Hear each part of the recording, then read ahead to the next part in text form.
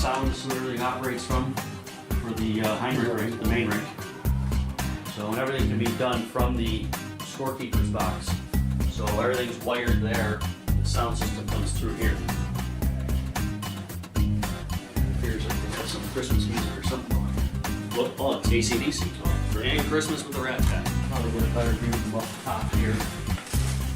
You got auxiliary ring.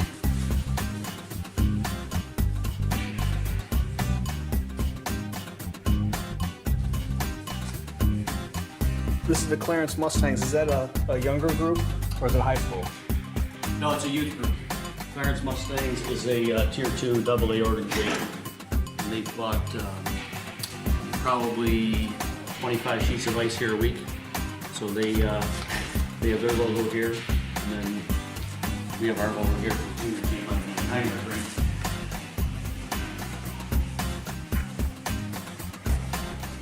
So there's a clinic going on.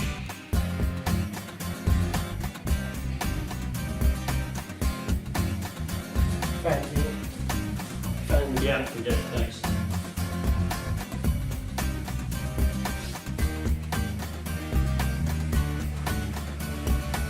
Now these rooms here, this kind of octagon shape, they're using for like birthday party rentals, small parties, small get-togethers, pizza parties. And go down here is the main viewing area for both rinks.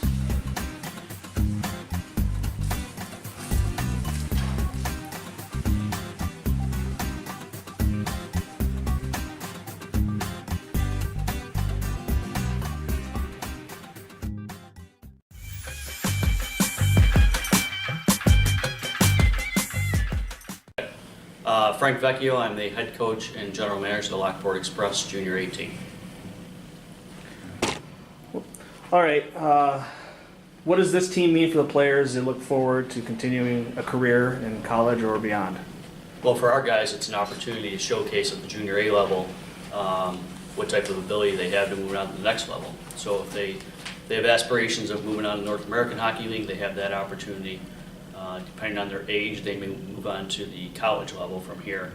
So what it does is it provides exposure for them, allows them to showcase their talents, and it gives them an opportunity to move on. And this is a first-year team. Yes. And has there been many things you've had to overcome as a first-year team? Just about everything. From a recruiting standpoint, we started last February, March, and obviously being new, getting our name out there, getting people to trust the program, trust what we can provide for them. And those were the initial obstacles. Beyond that, proving that we can put a competitive team on the ice. And we feel like we've done that. And in addition to that, what are the biggest positives you've seen with a young team, a new team? I would say guys have really bought into what we do. The nice thing is a lot of the guys that we have played for Dave Kasparek and I, and so they know the systems. They buy into what we're trying to sell for future players. So to really watch the guys grow halfway through the season, it's come along pretty quickly, and we've really got a great group of guys. Here's a couple of questions about when you're actually playing the games. You're down by a couple goals, and you go in between the periods. What do you say to your guys to get them pumped up to try to score again and take the lead? That depends on how the game's going. Oftentimes Dave Kasparek will take control of the locker room, but if it's something I'm going to say to the guys, one of the things we're built on is speed. We're not a huge team. One of the things I would say is stick to what we do. Use our speed to our advantage, use our skill sets. We work out of a ton. Dave does a great job with the skill sets. Stick to what we do best and stick to playing together. So. Likewise, you're up big like you were against East Coast Minutemen. What do you say to them to keep them interested in the game, even calm down even? The biggest thing is don't get bad habits. Focus on, basically use it as a live practice. Focus on the details that we talk about all the time.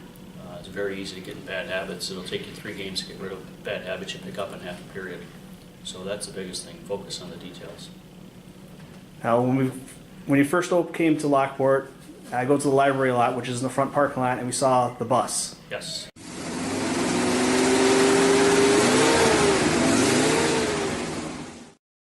Tell us about the bus. Well, we, like any other junior team. We budgeted for bus expenses to go on the road. And then Steve and I and Dave started talking about buying a bus.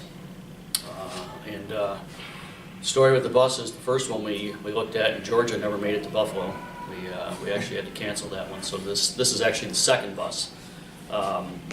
We decided to buy it just outside of Philly. Bought it there. Steve had some decals put on it, new stereo system, new TV monitors, new GPS system. And the guys love it. I mean, it's a 36 passengers, so we have plenty of room, plenty of storage. So far it's been good. It's a good team bonding thing when they get on the bus for a few hours together. I was going to ask you that. What's it like when you're on the bus for several hours going to other places? Well, at this age, most of our guys are 18, 19. So in that age group, we find they sleep a ton. These guys, I think we went to New Hampshire and they probably slept 7 hours out of the 10. And so that's the biggest thing. They sleep a ton. They'll play some video games. Some guys will be doing homework for college. But, they do a lot of laughing, joking around, a couple of pranks here and there, all within reason. But it's really good for them to get together and spend some time together. I'm going to ask you a couple questions that we had for Steve also, see what your take is on it. When did you find out that you're going to have a team and it was going to be in Lockport? I would say probably February of, it will be this year, 2014. There was a team, there was a league, the Minnesota Junior League wanted us to go into that league, and it just didn't work out. We didn't think it was the right fit, so we ended up in February applying to this league, bought a team. It was a dormant franchise, and I would say that was probably mid to late February last year. So it's came together pretty quick. And how'd you end up in Lockport? Well, we ended up in Lockport. I'm still vice president on the board for the Wheatfield Blades. And Tate Petrillo, who's on the ice board, contacted me about Wheatfield buying some ice in Lockport. And I said, well, we just so happen to have this junior team we just bought, and we're looking for a home. So really we got lucky, and I think Lockport got lucky, we got lucky. Just ended up working out timing-wise. And do you like the arena? The arena's awesome. We would have liked for it to be completed sooner, but just like everybody else, but I think it's going to be a first-class facility once it's done. How did you adjust having home games that were in Batavia and then more home games in NU? It was difficult at first to keep the guys, because the guys have been excited to get in the new arena for months now. So one of the things we focused on was the hockey. Just focus on hockey. Make a name for yourselves in the league, come out, be competitive, do what we do best, use our speed and skill. And then what we did was we marketed and we tried to get some people from our area to come out and support the team. And we had pretty good crowds in Batavia, believe it or not. First home game here at the arena, you had a sold-out crowd. It was packed in here. What did your guys think of that? Oh, they thought it was awesome. It was a great atmosphere. It was loud. People were into it. We had a lot of little kids come in the locker room after the game and talk with the players. It was really cool. The guys loved it. Great atmosphere. You're going to a new league next year. Where do you think your biggest challenges will be going to a new league? Biggest challenge is going to be we had 4 guys out in Minnesota about 3 weeks ago. Biggest challenge is it's a more physical league. So I think we're going to add some size to the roster next year. But one thing Dave and I are huge on is I don't care if you're big, but you need to be able to play. So speed and skill are going to be key. So it's a fast league, it's a good league, but the league offers a ton of exposure for players. Cool. Thanks. All right.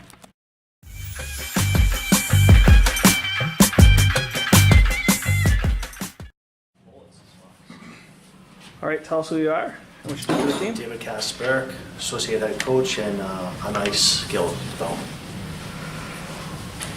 So typical practice, what do you do for a typical practice? Depending on the day. Monday, if it's all skills, you're talking edge work right off the bat, explosive starts. I know as Frank was mentioning before, team's built on that. From there, we'll go into more of the actual inside-outside explosiveness of the blade itself, your posturing, stuff like that, really watching their form, and then we move into the hands. From outside your body, toe drags, everything included, and then finish up with thought process.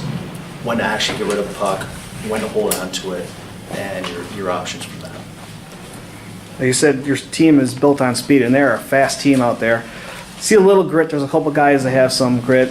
Burford, number 4, he's kind of gritty when he plays. Do you try to, when they see that grittiness in a player, do you try to help him harness it? Because these are young guys, so they don't go off and, totally whack somebody. No, not at all. I quite honestly rather have a tiger than try to paint stripes on a kitty cat. So if you can get a guy that really can bear down and carry that grit, I have no problem with that at all. It's always that common theme where you want to be, physical and tough, but also have that speed and elegance with it too. It's harder to get the speed, so that's our main focus. Coach Vecchio said that sometimes, usually between periods, you get to talk to the team wherever they're standing at. You're down by a couple goals. What do you say to your team? Depending on who we're going against, we gotta shore up our apps, like our laps. That's number one. Find out what our problem is, fix it, address it right off the bat. Number 2 is, I think, the time management of the actual game. They look at it as a whole period, 24 minutes. If you break it down, you say, look, we have to meet some goals, and here's our goals. You're down 2. Every 5 minutes, we're looking to get a goal. So by the end of 20 minutes, we're in the lead. Now, again, you're up big, like you were against East Coast. You got to keep them interested in the game and under control. What do you say to them then? Like Frank mentioned before, you got to stay with the details of it. You don't want to get into the bad habits. It's time to not be foolish, but it's time to put on a show and let the fans really enjoy it too. I remember when I was 18 or 19, I was kind of hell on wheels. You have a whole team of 18, 19-year-olds. How do you keep them? Is it hard to keep them under control? Yeah, I'm probably the last guy to deal with that, quite honestly. The hijinks usually start with me in the hotel and the bus, so it's usually up to Frank and Boomer. Although I gotta admit, they've joined in too, so they're actually really good guys. They've been around, they understand it, especially with me and Frank. They've been some of the guys, you're talking 8, almost 9 years. They understand what we're looking for. Will they push the envelope? Yeah, absolutely. Are they supposed to? Yeah, sure, of course. Why not? All right, cool. Oh, one more question. What do you think about playing in Lockport? Love it. Fans are great. That was the number one thing. I mean, the fans, in fact, when we raised their sticks, they went wild at the end of the first game. As far as the arena, it's beautiful. My biggest concern was the ice, and it's fast ice, and that is absolutely what I wanted, fast ice, and we can deliver that. Cool. Thank you very much.